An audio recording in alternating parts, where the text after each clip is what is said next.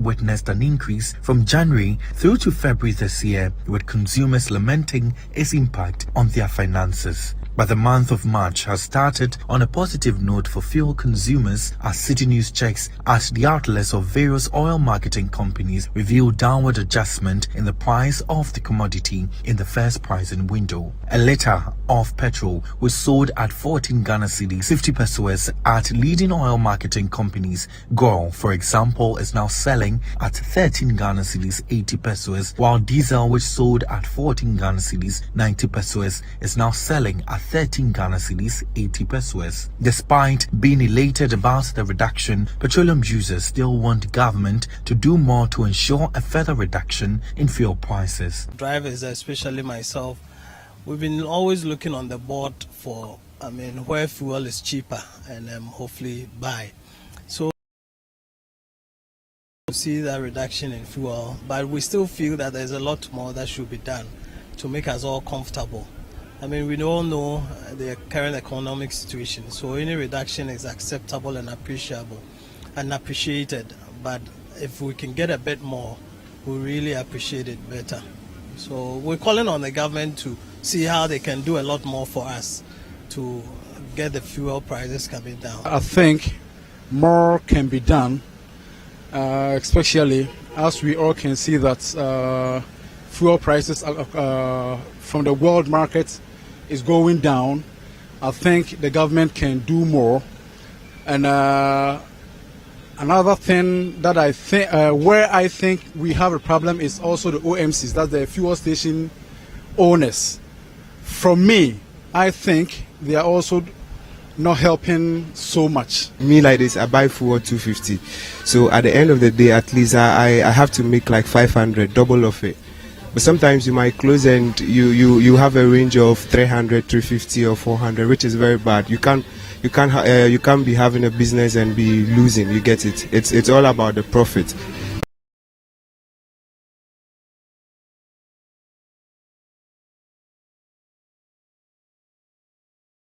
Projected a stable price for petroleum products in the month of March. He based his prediction on developments on the international market. He also says prices of petroleum products could further reduce in the second pricing window if the depreciation of the Ghana cedi against major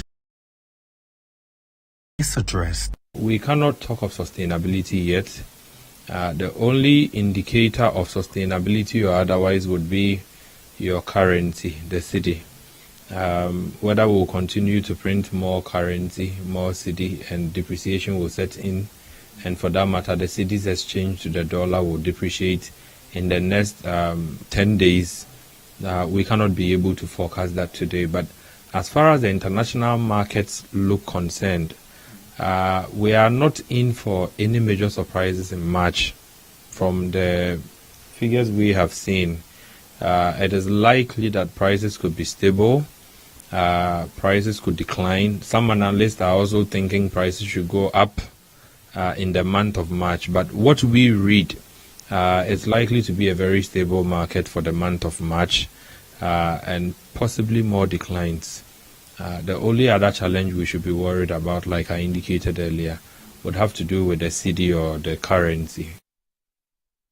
The price of petrol and diesel might have experienced some reduction, but same cannot be said about LPG. This has forced some customers of liquefied petroleum gas to fill their cylinders in bits as the price of the product continues to hike. LPG prices saw another rise early on in the week and is currently selling at about 16 Ghana cedis per kg after a 1 cedi upward adjustment.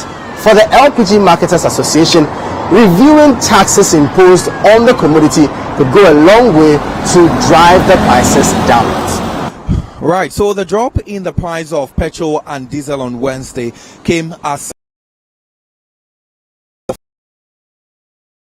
For customers who rely on liquefied petroleum gas, that is the LPG, for either domestic or commercial use, they have rather seen an opposite trend. And this is because for the first pricing window of the month of March, price of LPG has seen another adjustment. And this is a worry for many of these individuals. Well, currently, the LPG, which used to sell at 15 Ghana cedis per kilo, is now selling for 16 Ghana cedis per kilo at the various filling stations. And during our rounds, we saw some individuals who say that they have been forced by the situation to currently purchase gas in bits instead of filling their cylinders in full. They say that this is because they cannot afford to pay more for the gas that they used to purchase at lower prices.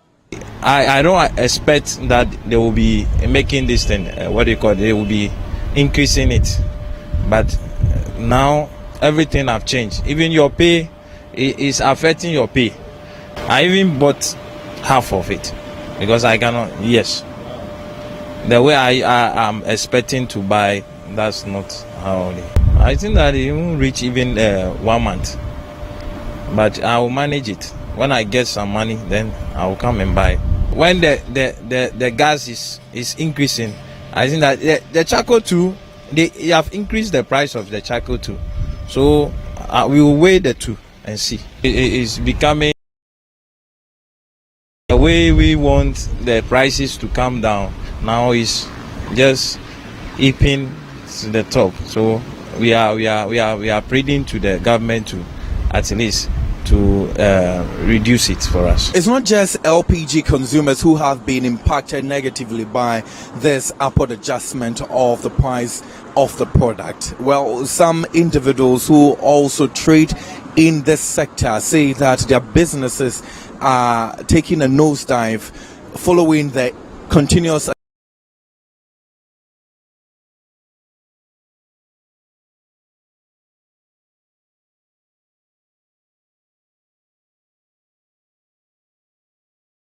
we used to have it. It's not normal. The people coming in has been, even if they come as we wish, it's not full content. They will buy around 14.5. He will buy 30 cedis, 40 cedis just to cook something small. People don't buy full scale as they used to buy. 14.5 like this, he can buy 100 Ghana. Meanwhile, it's about 222. So a major stakeholder in this sector, that is the LPG marketers, is this continuous trend. They believe that if this persists, a lot of businesses may lose out, and the LPG Marketers Association's vice president has been telling us or recommending some solutions he think would work if government implements. That is why, diesel price is going down, petrol price is going down, but unfortunately LPG price keeps escalating. And that is why our association have called on government to immediately look at including LPG in the gold for oil deal, so that it can also help bring the price of LPG down. We believe LPG is a product government must target in this deal. Effort should be made to ensure that this gold for oil or oil for gold deal, LPG is included immediately. Otherwise, because the experts are telling us that LPG price on the international market will keep escalating, even though diesel and petrol prices are coming down. Let's stay a while longer with the energy sector. And I don't know if you heard of the news that broke during the week over some Russian fuel arriving in Ghana. You know, the European Union placed a ban on fuel products from the country due to its war with Ukraine. So what does this move mean for us as a country? The Institute for Energy Security, IES, has been reacting. International Business News Network, Bloomberg, says about 600,000 tons of fuel from Russia have been shipped and stored in Ghanaian tanks. Following Russia's invasion of Ukraine, the European Union and USA barred fuel import from the former Soviet leader. Bloomberg reports that its tank tracking data shows that the last signal from the vessel was on Sunday evening, by which time unloading had not began. Its cargo was due to pumped into storage tanks in Tema. This comes on the back of the Ghana government's controversial Good for Oil policy. In an interview with City Business News, the executive director of Institute of Energy Security, Nana Amwesi VII, indicated that the off-taker of the said shipment is Platon Oil, whose refinery capacity raises suspicion.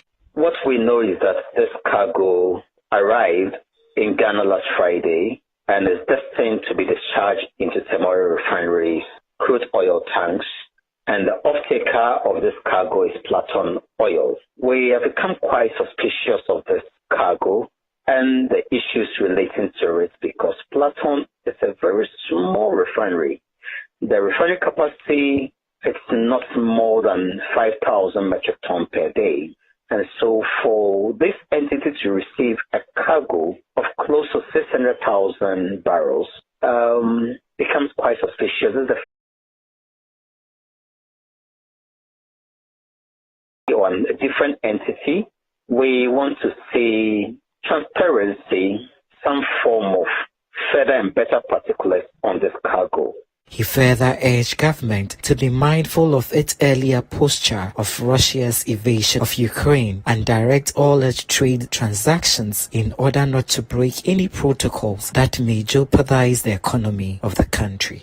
Taking note of the president's posture on Russia, suggesting that we are not support of Russia and will not cooperate to any elements or issues surrounding that country for the sake of Russia attacking Ukraine. And so if the president takes this position in the name of the country that we are uncooperative of Russia, then we should not be receiving a cargo from Russia. Somebody will say that this is a private entity, Platon, receiving a cargo. However, if we agree to this situation, it could have a reputational damage and some direct consequence on the country, particularly when we are going for an IMF program. We are careful and we must be careful not to engage in any endeavor or venture that may, in fact, impact negatively on the direction the country is seeking to take. Now we turn to innovations, and the Faculty of Engineering of the Takoradi Technical University has invented an oil and gas leakage detector system to aid in safeguarding petroleum installations in the country. The Vice Chancellor of the university believes the innovation is evidence of the institution's niche area of petroleum training.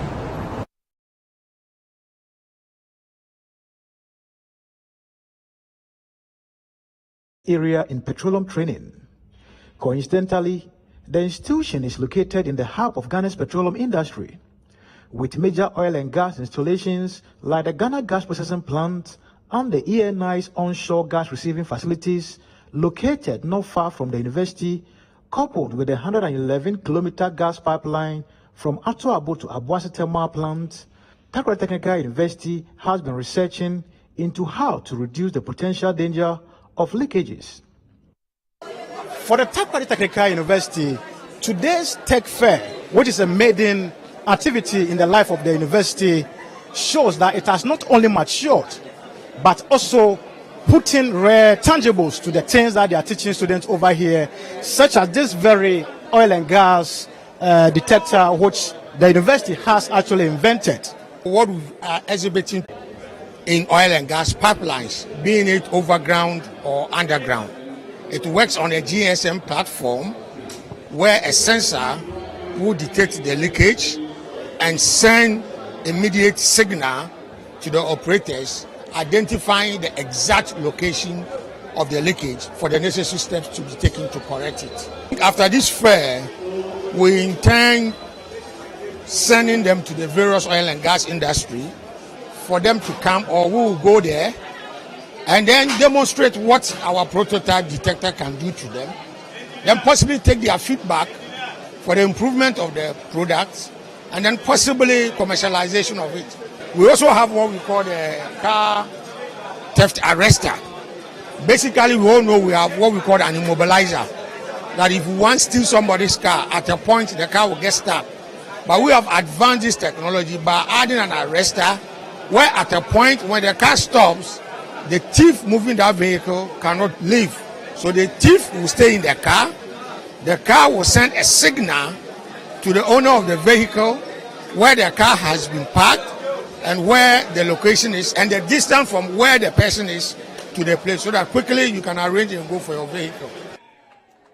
Speaking to City News on the sidelines of the TTU Maiden Tech Fair, where other innovations from all the 5 faculties of the university were outdoored, the Vice Chancellor of TTU said the innovation addresses industry needs. As a tech university, it's one of our aim is to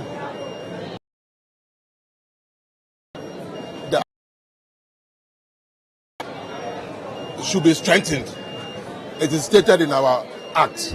So this morning we are trying to activate what is we set up to do. And as I said, this will not be the only fair. It will continue from time to time, so that we'll bring industry closer to academia, so that we can be able to develop the country. The general manager of Kantanga Group of Companies, Francis Kojokujeji, who was the special guest at the fair, while praising TTU for the numerous innovations, said Kantanga will soon collaborate with TTU to produce EV car batteries as well as tire manufacturing. Kantanga and TTU are already technical collaborators. In fact, they did well in attending our previously held technical and then innovation exhibition at Awush. And then we deem it fit to come here and then collaborate with them on that same grounds. In fact, if the two institutions collaborate, what we are looking at potentially is one of the most important parts that we use in our automotive assembly. And I'm talking about the automotive tires. If these two institutions should collaborate and just manufacture tires for the entire nation, you can imagine how much money we are going to save, how much dollar we are going to save, and how much from the importation of tires. So I would very much like it that TTU and Kantanga will collaborate. We will involve the nation, the states, tripartite collaboration, and see if something better is going to come out of it. And I believe it will happen.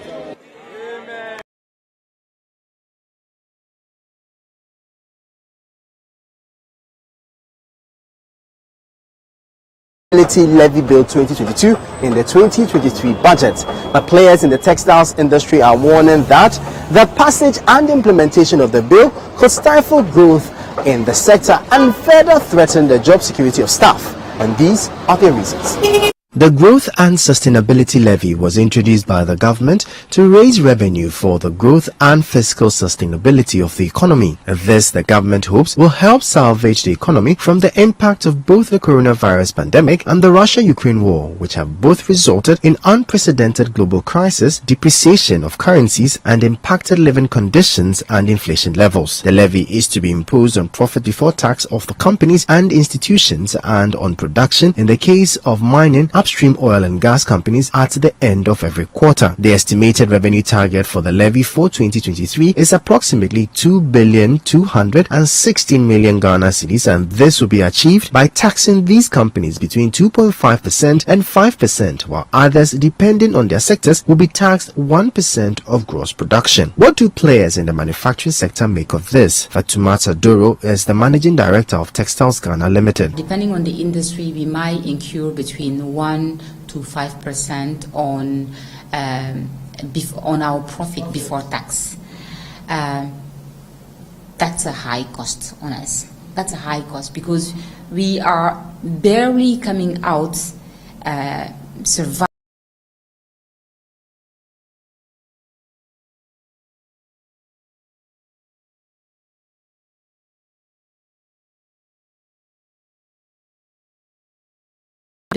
fully paying it, and then this new levy coming out. I mean, the industry are suffocating. There will be a limit at how much we can no longer bear an extra taxes, and I think that new levy is really not what we can support. I mean, we cannot support it because we are barely surviving now. She added that if the levy is not given a relook, staff in the sector will soon have to battle with job security. Meanwhile, tax analyst Dr. Alex Ampabing believes although government might need the revenue, the levy could erode investor interest in some of the affected sectors. How can we ensure employment? Because we should also weight the pro and cons. As much as they are trying to generate revenue, then they should look at employment.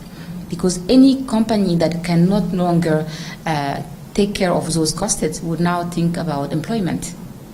And we don't want to get there. I mean, some of these, they push you to let people go. That would be the worst case situation. And we hope that the government really care about employment and is a major element in the growth of this country. It's making sure people keep their job. So the levy is still in discussion, and we really hope that they will not pass that levy. And we don't know what's going to happen. Ghana's per capita chocolate consumption rate per year has doubled from 0.5 kilogram in 2017 to a kilogram as at now, but more needs to be done. The Chief Executive Officer of the Ghana Cocoa Board, Joseph Boahen Adu, thinks increasing local value addition could stimulate the consumption of cocoa products in the country. According to him, identifying and implementing specific programs will also help.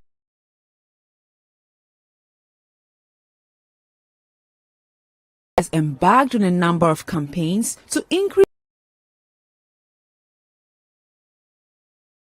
consumption of cocoa products within the country. Cocoa contributes significantly to the country's total foreign exchange earnings, second only to mineral exports. While the cocoa sector's overall contribution to GDP is about 3.5%, it makes up about a quarter of total export receipts, while also providing about 2/3 of cocoa farmers' incomes. Speaking at the inauguration of the reconstituted Committee of a Board for the Promotion of Cocoa Consumption, CEO of the Ghana Cocoa Board, Joseph Boahen Adu, underscored the need to increase local value addition to stimulate consumption of cocoa products in the country. According to him, though Ghana's per capita chocolate consumption rate per year has doubled from the 0.5 kilograms in 2017 to 1 kilogram today, more needs to be done. The world's average chocolate consumption is estimated at 0.9 kilogram per capita per year.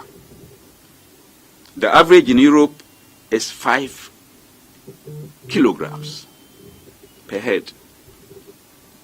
Switzerland is 11 kilograms per head. Germany 9.1. Estonia 8.3.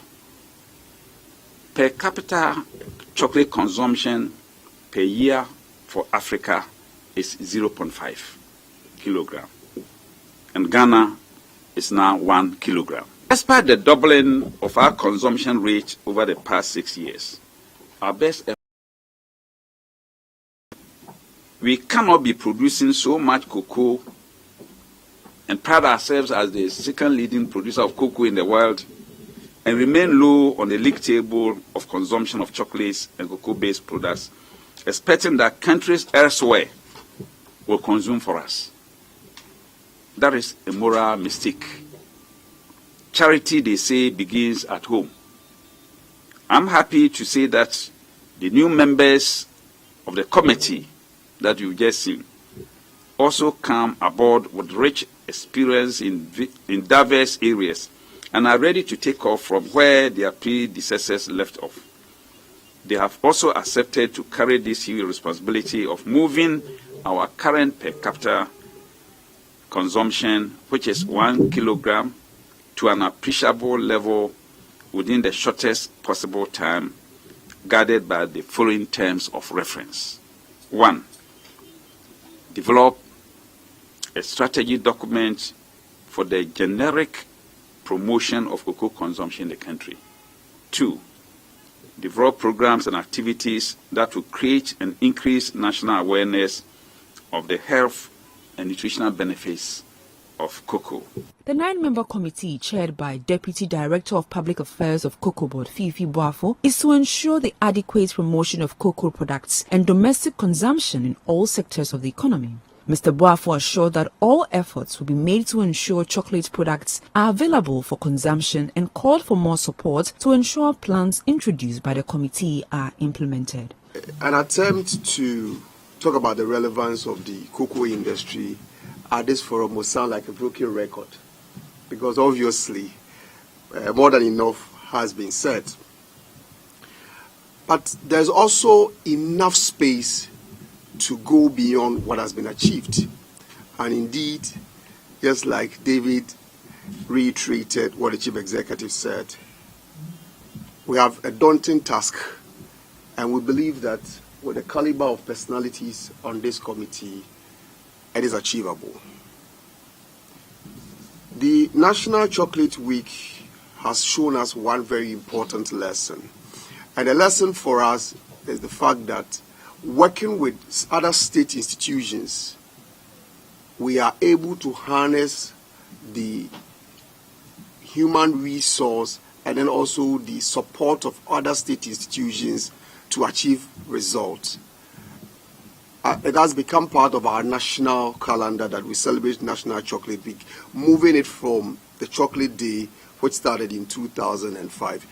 Why do we go on tea break in Ghana and not chocolate break? Why don't we serve chocolate drink as a welcome drink at our hospitality centers?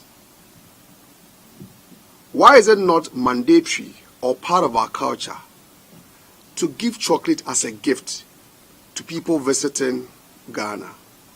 And for starters, people visiting state institutions when they are returning to their host countries. There's the need for us to make a policy change. And there's the need for us to get the support to make this change. Already,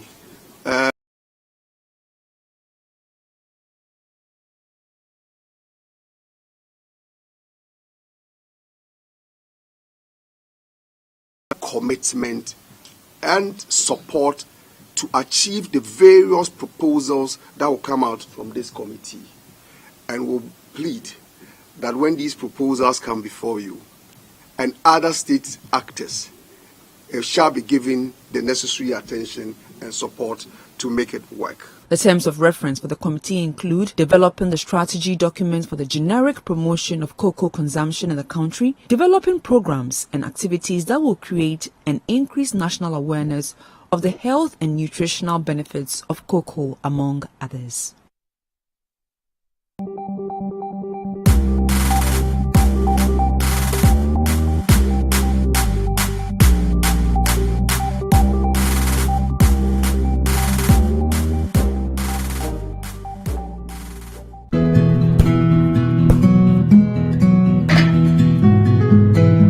Is the neighborhood I'm having my twins. The very reason why I took it for us. See, the price is very good and it's spacious to contain all of us.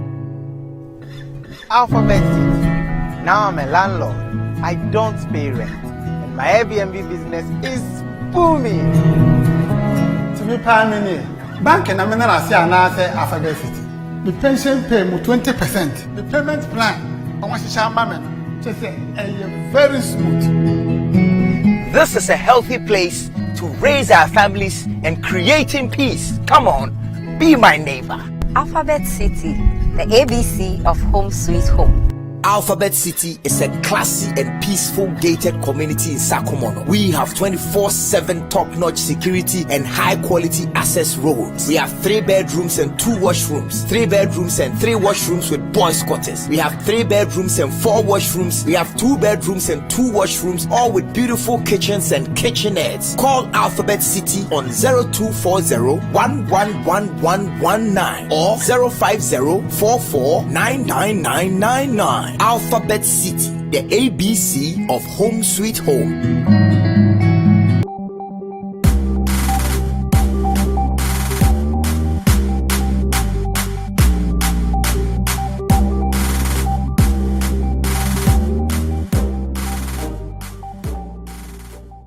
To boost the country's agricultural sector, special attention must be given to value addition. That is why it is exciting to hear of plans to train manufacturers in the cashew value chain on how to get valuable products from the cashew fruit. Managing Director of the African Cashew Alliance, Ernest Menta, disclosed this to City Business News on the sidelines of the ongoing 16th edition of the Cashew Master Training Program in Sunyani. The 16th edition, Session 1 of the Cashew Master Training Program ongoing in Sunyani, seeks to increase the theoretical knowledge and the practical skills of the African cashew experts along the value chain, and consequently to further promote the competitiveness of the African cashew industry to enable profitability for all actors. The program will provide a platform for cashew experts to share knowledge, discuss best practices, amongst others. 96 participants drawn from 8 African countries, including Ghana, Nigeria, Cameroon, Burkina Faso, Senegal, among others, are taking part in the program. Speaking to City News, Managing Director of the African Cashew Alliance, Ernest Menta, noted that plans are underway to train people on how to turn the cashew fruits into other products. It is true that currently when you take the apple, it is being thrown away. When farmers harvest, they only take out the nuts, which has some form of a value now, which is known, and then they throw the rest of the apple away. The apple, as we have seen in other countries, and also as it's being developed here in Ghana by the Ministry of Food and Agriculture, has a lot of value. It can be used to make juice. It can be used to even supplement our diets, even in terms of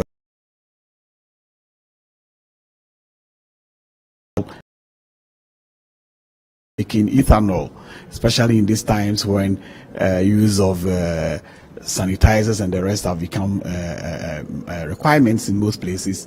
The apples have become very necessary and very important for us today. Yes. So what we are doing actually is to partner with our development cooperation agencies, and so here we're talking about the GIZ move, and also other organizations like the USDA Pro Cashew, and among others, so that we can bring the technology for processing of cashew into this country. Again, we have also, as I mentioned earlier on, MOFA, who have also worked a lot in this area, and the idea is to make sure that we can get them to deliver this technology to our cashew producing areas, especially here in the Brownsville region, so that we can have them know how to process the apple into juice or into other derivatives, as I mentioned.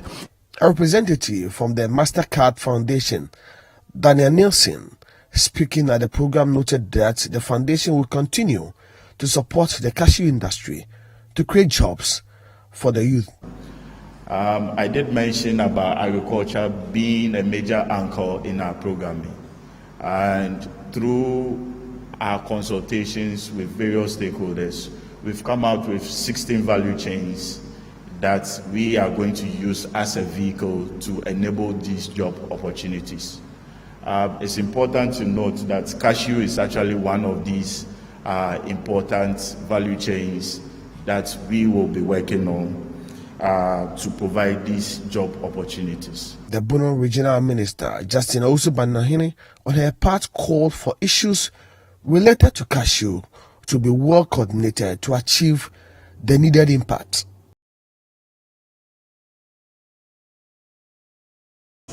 Research and extension will have to be coordinated in a concerted manner to deliver the right mix of technologies and enabling environment for the sustenance of this very industry. The poultry industry has over the years been heavily affected by outbreaks of diseases. This causes players in the industry to lose significant investments, while government also spends heavily on controlling the spread and compensating affected farms. Well, it appears all that is about to change soon, as the government is working to introduce a standard operating procedure for industry players to curb the situation. The government, as part of efforts towards improving poultry production and mitigating the outbreaks of disease in the sector, is set to launch a standard operating procedure for players in the industry. This has become necessary as the country has in the last couple of years experienced major disease attacks in the poultry sector, which cost the government huge sums of money in compensation. Dr. Joseph Abu, the Greater Accra Regional Director of Veterinary Services, stated that his outfit was optimistic that the implementation of the policy will help enhance growth in the poultry sector. He spoke to City Business News on the sidelines of a workshop organized by the Animal Welfare League. The Veterinary Services Directorate of the Ministry of Food and Agriculture, in collaboration with the FAO of the United Nations and in collaboration with key stakeholders in the poultry industry, we are developing a standard operation procedures so that the poultry industry will move forward to the next level. And all is based on animal welfare, because we are talking about biosecurity measures, and biosecurity measures encompasses animal welfare issues, especially where they sleep, the food they eat, and the environment that they are living in. We have realized that most of the outbreaks that is occurring these days is through negligence of biosecurity measures. So for that matter, we want, and the government is paying compensation for outbreaks of diseases like zoonotic diseases like the bird flu. So we want to develop a standard that will guide the government to pay or not to pay compensation. And to do that, you need to train the farmers. The farmers might be aware and have checklists so that when we go to their farms to inspect, we can point to how do I say, a negligence, something that they have not done, so that we can mark them on. Meanwhile, speaking at the same event, Executive Director of Animal Welfare League, Daniel Abiliba, urged farmers to take advantage of the increasing demand for birds produced under cage-free systems. This is a system where birds are raised in conditions close to their natural habitat. The growing trend of caging in the poultry industry, because we think that cages are the new way to go. Unfortunately, it is not. And as such, we are collating these farmers to who are already practicing this thing, to help them to not to go.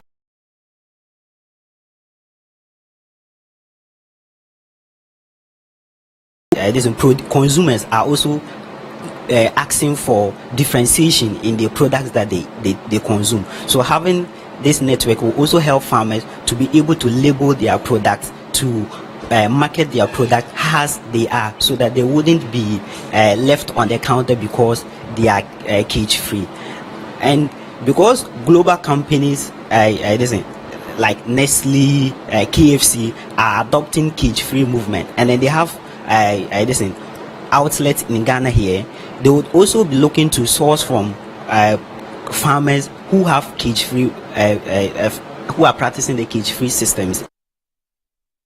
India is known for its pharmaceutical industry. No wonder stakeholders in the sector are urging their Indian counterparts to forge deepened trade relations with local industries to establish more manufacturing companies across the country.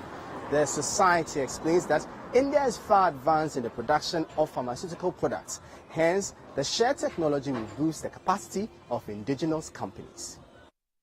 According to reports from the Federation of Africa Medical Equipment, Disposal and Devices, the African medical devices market is expected to reach $7.1 billion by the end of 2023, up from $4.9 billion in 2017. South Africa and Egypt account for 40% of the market, and Nigeria and Morocco follow as larger markets. The Federation attributes the projection to the growing population population of the African continent. However, there has been a call for local manufacturers to build their capacity to meet the demands of the growing population of the continent. Speaking on the sidelines of the Indian-Ghana Pharma Business Summit in Accra, the Chief Executive Officer of the Federation of African Medical Equipment, Disposal and Devices, Anthony Ameka, urged stakeholders within the healthcare delivery system to commit more funds to enhance the capacity of the local industry. Ghana, based on our learning from the COVID-19 pandemic, we need to think outside the box. And thinking outside the boxes to reduce our volume of import and increase local production. So we are looking at how we could build synergy, partnership, joint ventureship with the companies to be able to produce locally. If you look at our local consumption now, for instance, when you take the medical devices and equipment, if you are importing 98% of product into the country, it means we have a lot to do. We cannot continue, we cannot sustain this. Gloves, medical consumables, all these are imported into the country. So we need to form that partnership. They have the technology. The Indians have the technology. So we need to form that partnership to have that technological transfer for us to be able to produce locally to feed the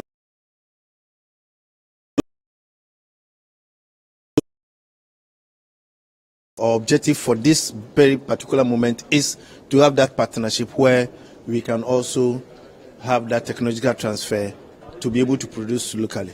Again, not that we also need to build the capacity, the human resource skills. The skill mix needs to also be looked at. The Pharmaceutical Society of Ghana believes that a deepened collaboration between Ghana and its Indian pharmaceutical counterpart will ensure a win-win situation for both parties. I believe that this dialogue is going to strengthen the relationship between pharma companies in Ghana and that of India. We also believe that it's going to help a lot of companies who would want to expand or grow, especially some of the pharmaceutical companies that are yet to go into wholesaling or go into importation will have a unique opportunity to have a B2B meeting with the businesses. We also believe that some of these exporters or India pharmaceutical companies will look at the opportunity now to be able to go into manufacturing and start looking for partners to go into manufacturing. Currently, 30% of pharmaceuticals are manufactured in Ghana. This is an opportunity for us to be able to use leverage and be able to increase that number. For us as strategic, for Pharmaceutical Society of Ghana, we hope that in future we'll be able to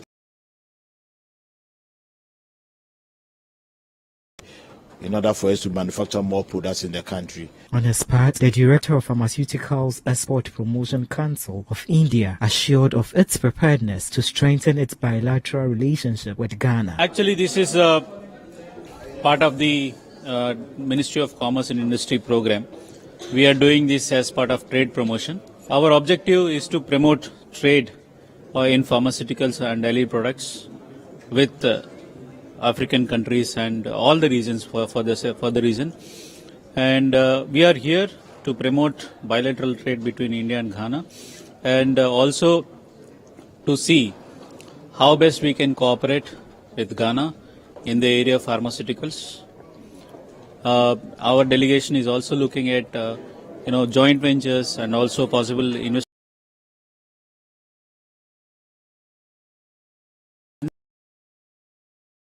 requirements in order to enter into Ghana, and moving forward we are also going to Nigeria. We started our delegation with Tanzania. We had similar meetings in Tanzania, and now we are in Ghana today.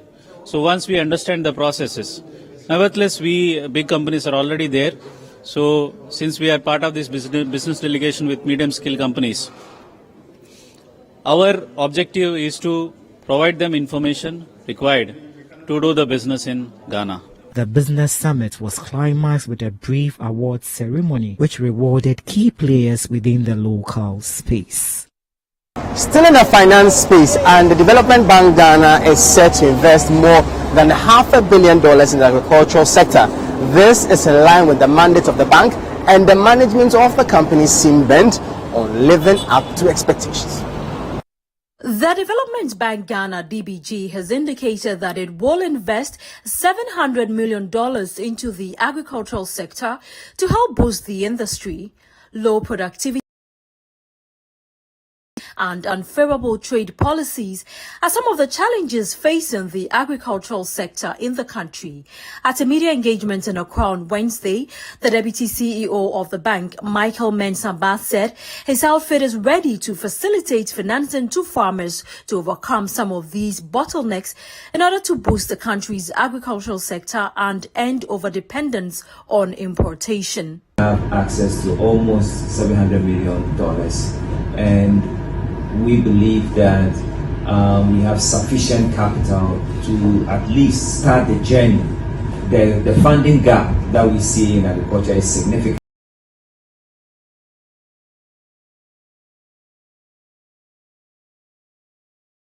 To support that sector. In addition to that, we've always stated that we also want to act as a catalyst, which is we don't aim to do everything on our own, but we aim to bring all these various stakeholders who are also interested. So for example, this morning we had a MasterCard Foundation here, and they have committed that once we are able to do our work and de-risk the market and create the enabling environment that will attract funding.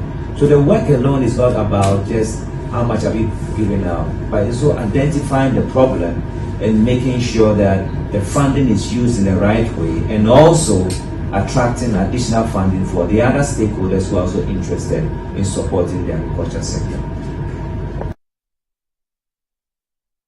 The Africa Development Bank and the Ghana Association of Banks are doing some amazing work to promote access to finance for women through its Affirmative Finance Action for Women in Africa initiative. The Central Bank has commended the move, indicating that it will go a long way to help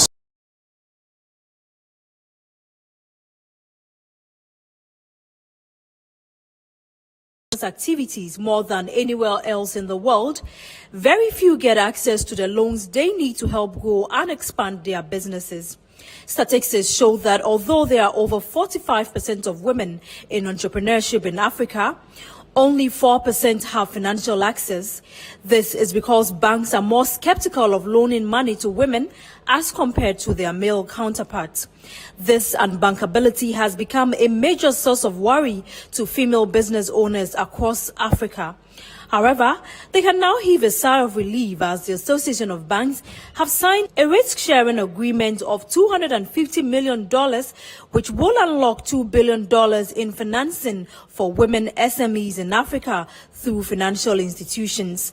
Chief Executive Officer of the Ghana Association of Banks, John Ewa, was speaking at the launch of the AFAWA series Ghana. In 2018, the banks in Ghana came together working with the regulator, Bank of Ghana. We came up with the sustainable banking principles, and at the base of the sustainable banking principles is financial inclusion and gender equality.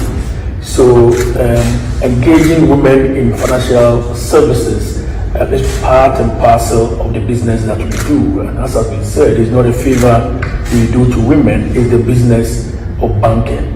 So we want to move it away from it becoming like a desk within the bank or a product for the bank, and move it beyond that by mainstreaming women-led businesses in our daily encounters with our customers. So as is so organized in a manner that property ownership resides in one side of the gender. And of course, if you want to undertake enormous business activity, or particularly financial services, collateral becomes one core component. And because of collateral, a lot of businesses that are owned or led by women have fallen off the finance radar. And that is where the special arrangement of the guarantee fund helps. Speaking at the same event on behalf of her boss, Dr. Ernest Addison, the second Deputy Governor of the Bank of Ghana, LC Ado Awaji, expressed optimism that the AFAWA initiative will help in de-risking women to address their financial needs. this partnership that we're launching today between AFAWA, the African Guarantee Fund, the Ghana Association of Banks, is therefore very timely and urgent, and we believe that it would go a long way in helping our economy recover from the current macroeconomic challenges it faces, and indeed make it even more resilient going forward. I dare say that this initiative holds great potential to equip women-owned businesses so that they can continue to spearhead the development of Ghana's economy and the regional market, the single African market that we're all working towards under the framework of the African Continental Free Trade Agreement. I therefore call on all stakeholders to get on board to support this initiative for our common good. The Bank of Ghana stands ready to continue to lend its support to ensure. Finally, we end the show with the issue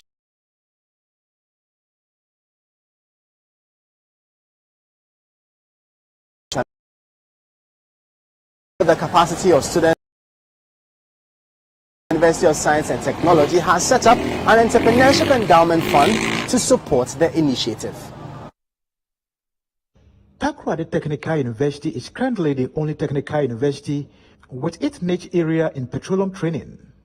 Coincidentally, the institution is located in the hub of Ghana's petroleum industry, with major oil and gas installations like the Ghana Gas Processing Plant and the ENI's onshore gas receiving facilities located not far from the university, coupled with a 111-kilometer gas pipeline from Atuabo to Abuasi Thermal Plant. Takoradi Technical University has been researching into how to reduce the potential danger of leakages. For the Takoradi Technical University, today's Tech Fair, which is a maiden activity in the life of the university, shows that it has not only matured, but also putting rare tangibles to the things that they are teaching students over here, such as this very oil and gas detector, which the university has actually invented. What we are exhibiting today, we have what we call oil and gas leakage detector. I think the import of this is to detect leakages in oil and gas pipelines, being it overground or underground. It works on a GSM platform where a sensor will detect the leakage and send immediate signal to the operators identifying the exact location of the leakage for the necessary steps to be taken to correct it. After this fair, we intend sending them to the various oil and gas industry for them to come, or we will go there and then demonstrate what our prototype detector can do to them, then possibly take their feedback for the improvement of the products, and then possibly commercialization of it. We also have what we call the car theft arrestor. Basically, we all know we have what we call an immobilizer, that if we want to steal somebody's car, at a point the car will get stuck. But we have advanced this technology by adding an arrestor, where at a point when the car stops, the thief moving that vehicle cannot leave. So the thief will stay in the car will send a signal to the owner of the vehicle where the car has been parked and where the location is and the distance from where the person is to the place, so that quickly you can arrange and go for your vehicle. Speaking to City News on the sidelines of the TTU Maiden Tech Fair, where other innovations from all the 5 faculties of the university were adored, the Vice Chancellor of TTU said the innovation addresses industry needs. As a tech university, it's one of our aim is to collaborate with industry. The academia and industry linkage should be strengthened. It is stated in our act. So this morning we are trying to activate what is we set up to do. And as I said, this will not be the only fair. It will continue from time to time, so that we'll bring industry closer to academia, so that we can be able to. Of Kantanga Group of Companies, Francis Kojokujeji, who was the special guest at the fair, while praising TTU for the numerous innovations, said Kantanka will soon collaborate with TTU to produce EV car batteries as well as tire manufacturing. Kantanka and TTU are already technical collaborators. In fact, they did well in attending our previously held technical and then innovation exhibition at Aoshi. And then we deemed it fit to come here and then collaborate with them on that same grounds. In fact, if the two institutions collaborate, what we are looking at potentially is one of the most important parts that we use in our automotive assembly. And I'm talking about the automotive tires. If these two institutions to collaborate and just manufacture tires for the entire nation, you can imagine how much money we are going to save, how much dollar we are going to save, and how much strength the city is going to be from the importation of tires. So I would very much like it that TTU and Kantanka will collaborate. We will involve the nation, the states, tripartite collaboration, and see if something better is going to come out of it. And I believe it will happen.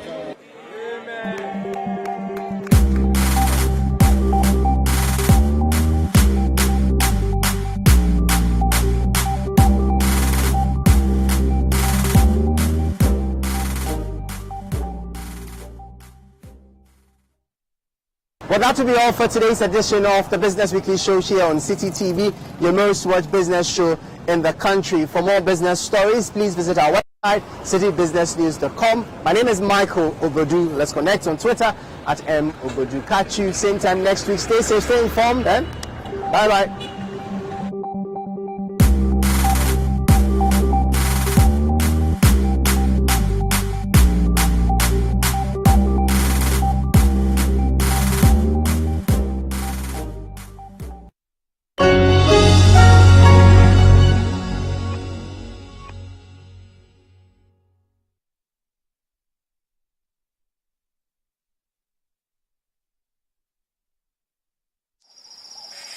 Ghana, the land of vast minerals and rich natural resources. Ghana, the country heterogeneous cultural expressions worth celebrating. The month of March is the Heritage Month on City, and we will be celebrating it in grand style with the theme, Make It Ghana. This is the season of all things Ghanaian, and City TV and City FM will be marking it with a month-long celebration of our heritage with a myriad of exciting activities just for you. We will be bringing you the Heritage Month on-air series with a focus on stories that reflect the diversified culture of our people, food, places, and music from the 1st to the 31st of March. Watch out for the Heritage Caravan Diaries and moments as we embark on a journey full of fun, education, information, wonderful memories, and great bonding moments with the Heritage Caravan from the 4th to the 11th of March. To crown the Heritage Month celebration, we will treat ourselves to delectable, authentic Ghanaian cuisine from the northern, middle, and southern zones of the country that reflect our true cultural diversity with a back to your village food bazaar from the 25th to the 26th of March.